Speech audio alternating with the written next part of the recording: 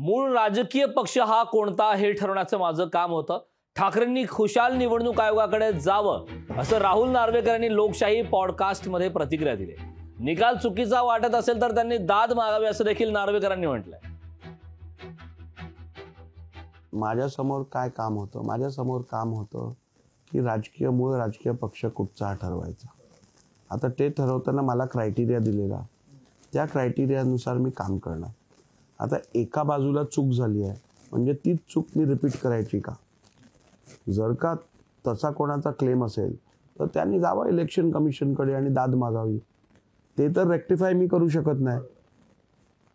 घटनात्मक रचना नाही आहे, घटनेनुसार रचना नाही आहे, हे बघणं माझं काम आहे.